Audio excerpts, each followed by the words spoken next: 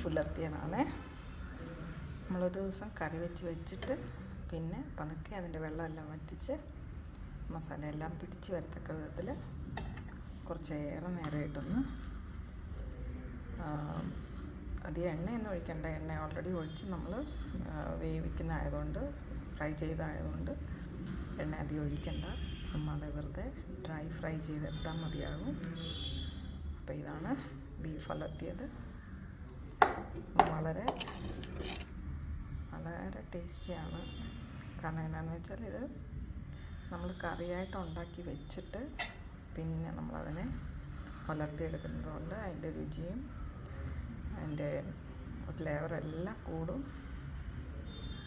അപ്പോൾ ഇത് ഇറച്ചി ഉലർത്തിയത് ഇതുപോലെ ഒന്ന് ട്രൈ ചെയ്ത് നോക്കൂ.